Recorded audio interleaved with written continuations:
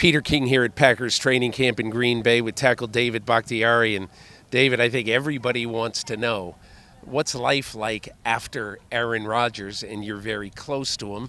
So what's it been like for you to come around here and not have him here anymore to give you crap?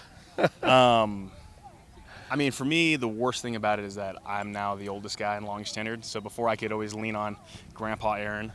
So now that everyone looks at me like I'm the oldest guy, it kind of sucks. No, but it's been good. There's an injection of youth, a lot of fun. Me and Aaron are really close, stay really close still to this day. So, I mean, an adjustment, but I mean, that's a part of life. That's a part of this game. And, we're excited, looking forward. So when he left, and now you are sort of the elder statesman, what has it been like adjusting to Jordan Love? I think the funnest thing for a tackle is being able to tell him, like, you got to throw more on time. So in other words, you wouldn't tell Rodgers anything really like that? You hint on it a little bit, but, I mean, that's a first ballot Hall of Famer. That guy kind of changed the game in that position, so you can't really tell that guy too much.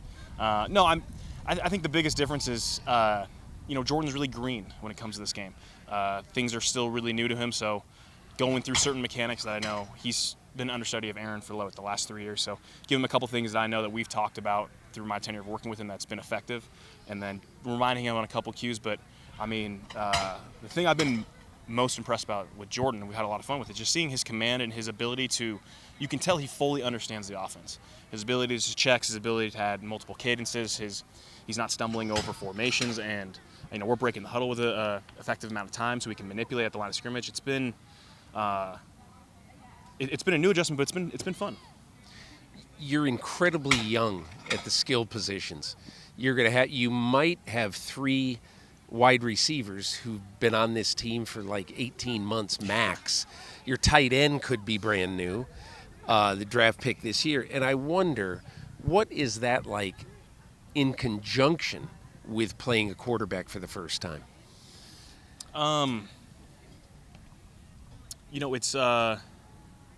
It's going to be new for a lot of guys. A lot of guys haven't seen a lot of ball in the regular season. So I think with that, I know there's going to be growing pains.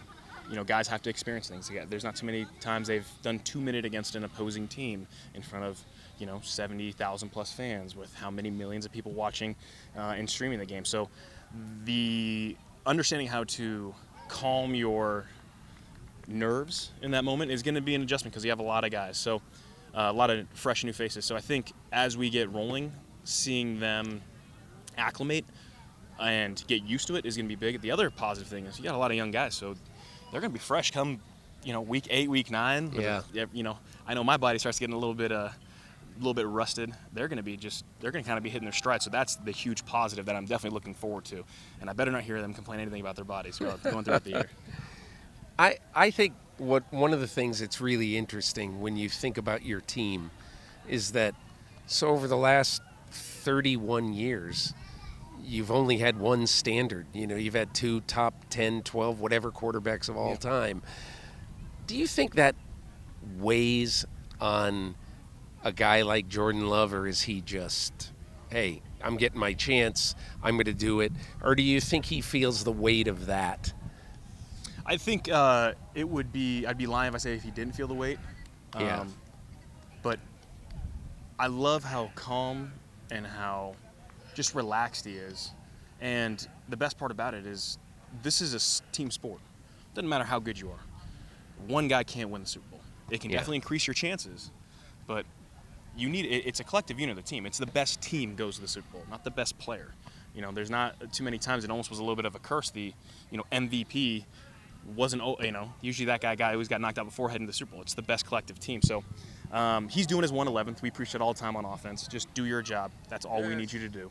And let the other 10 take care of their positions, then we can be successful. But like I said, he's come in, been very relaxed. He's been understudy for over 3 years now. He's got his chance to shine, and I'm expecting more than a standard of just like the first year or rookie quarterback, obviously, because he's going into his 4th year. I think he's a little more polished than you would think a first-year quarterback would be. What's he like in the huddle? Like I said, calm. And the biggest thing for me in seeing his growth from when he got here is He's not fumbling over any formations in the play call, and some of our play calls are way too long.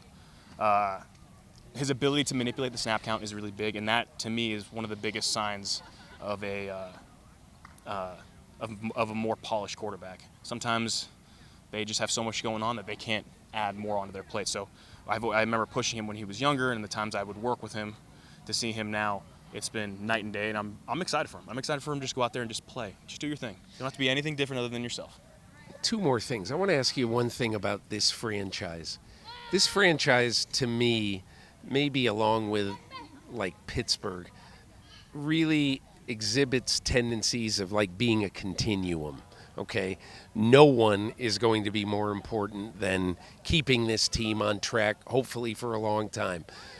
2008, Favre goes. 2023, Aaron Rodgers goes.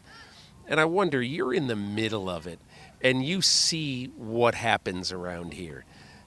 Is this the right way to build and to keep a great franchise going in your mind?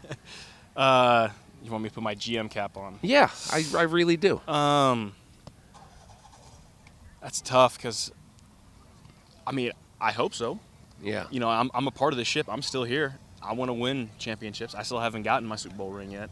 So, for me, yeah, I certainly hope so, because it would be great. And one day we could be talking. I might have to pull out my Super Bowl ring then. Yeah. That means it was right. Yeah.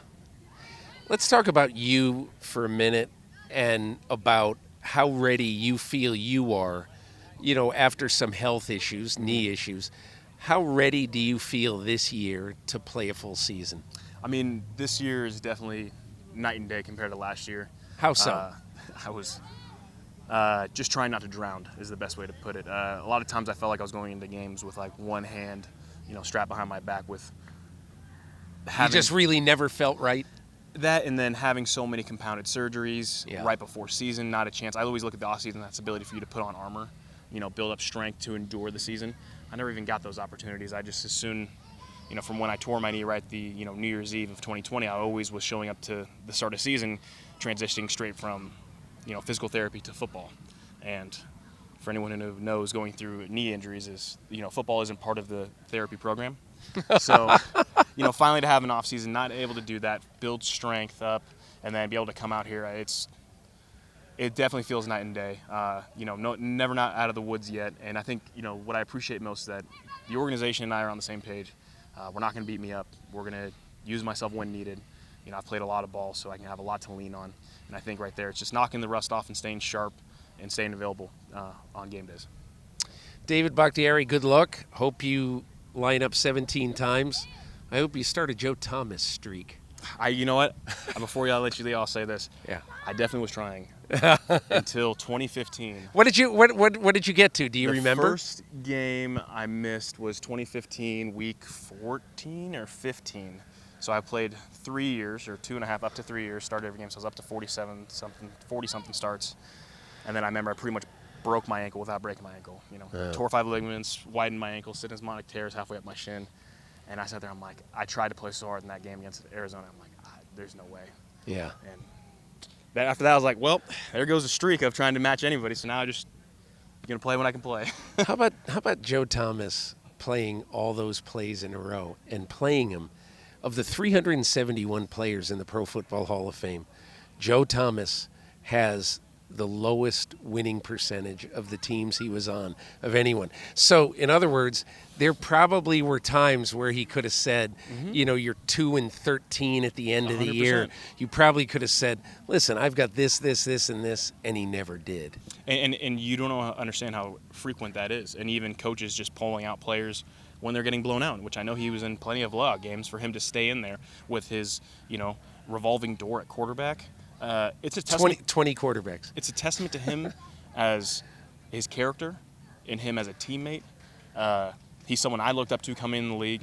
He was a phenomenal player, set the tone and the standard in my eyes of what it means to be a pass-blocking left tackle, helped revolutionize the position of letting more athletic, smaller tackles like him. I remember Joe Staley was another one that pops in my mind, to play the position and thrive in the position, and kind of change the game a little bit at that left tackle spot. And that was something I'm saying I'm even proud of him, it makes it weird. No, I mean, I'm honored that I was able to share a field with him.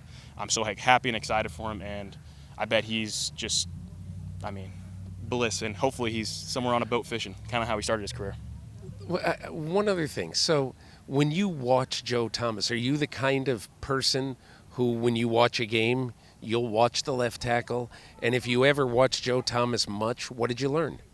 I mean, he's got a shot put kick set is one of the things. His get off. I always remembered when I was coming to the league. Give me the shot put kick set. Do it. Just do it. I mean, if Go you're ahead. doing Joe Thomas, Yeah. so he was kind of like this, Yeah. and then his ability just to fire out Oh. was very, very unique. I like to say every player's got to find their own standard. I mean, people can talk about my set is like very unique.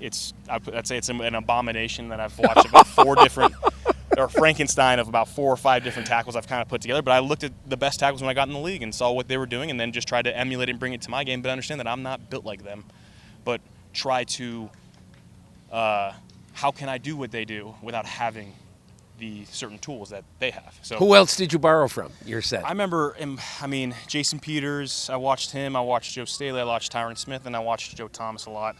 Brian Balaga was my right tackle. He helped me out a bunch. That was the first person. I could see that every day. But, like, strictly just talking film. Watch a little Chad Clifton. Yeah. But I would say those were the prime tackles I watched right when I came in the league my first year. Yeah. Hey, this is a fun talk. Thanks a lot, David. Yeah, we had a good time. Yeah. Hi, I'm Mike Tirico, and thanks for watching.